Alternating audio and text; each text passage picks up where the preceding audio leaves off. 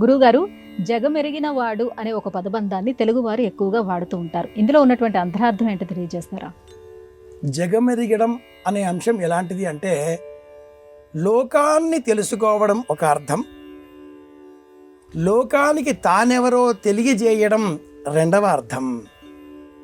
జగమెరిగినవాడు, జగత్తును ఎరిగినవాడు, జగానికి తెలిసినవాడు, రెండు వేరే వేరే అర్థాలు అవుతాయి. నేను దైవాన్ని చూస్తున్నానా, దైవం నన్ను చూస్తున్నదా, రెండు వేరే వేరే అంశాలు ఎలా అవుతాయో అలాగే జగమును ఎరిగినవాడు, అలాగే జగానికి ఎరిగింపు కలిగినవాడు, రెండు అర్థాలు వస్తాయి.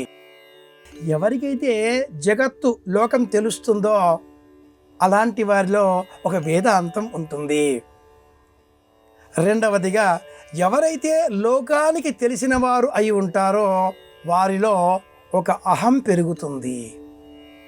నన్ను అందరూ గుర్తుపడతారులే, నేను తెలియని వారు ఎవరుంటారు అనే ఊహ కలిగిన మరుక్షణం ఆ వ్యక్తిలో ఒక అహం పెరుగుతుంది. అది పతనావస్థకు ప్రారంభం. లోకం ఇది అని తెలిసిన వ్యక్తి ఈవేళ కీర్తించిన ఈ లోకం రేపు మర్చిపోతుంది అనే జ్ఞానం కలిగి ఉంటే అది సంపూర్ణ వేదాంతం అవుతుంది. ఈరోజు నన్ను గుర్తించిన ఈ జగత్తు, ఈ లోకం రేపు మరింకెవరినో కీర్తిస్తుంది, వారిని గుర్తిస్తుంది అనే జ్ఞానం కలిగి ఉండడమే జగము తెలిసినవాడు అని అర్థం. లోకంలో తెలుగులో ఒక సామెత ఉంది. లోకం తెలిసిన వారు అనే ఆ వాక్యాన్ని చెబుతూ జగత్తు తెలిసిన వారు అనే అర్థంలో లోకం తెలిసిన వాడు అని చెప్పే విషయంలో జంధ్యమెందుకు అంటూ ఒక ప్రస్తావన కూడా చేస్తూ ఉంటారు. అది గుర్తింపు. ముంజేది కంకణానికి కడియమెందుకు, అర్థమెందుకు అని చెప్పినట్లుగా.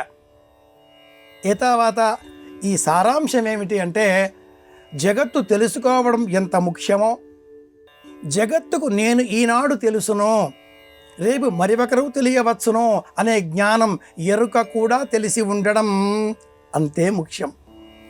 లోకాన్ని గుర్తించి ఇది లోకం, ఈ లోకంతో నాకేమి పని అని ఎవరైతే వ్యవహరిస్తారో, లోకంతో ఎంత మేరకు పని ఉంటుందో అంత మేరకే ఎవరైతే వ్యవహరిస్తారో అలాంటి వారు సన్యాసి అనే గుర్తింపు పొందుతారు.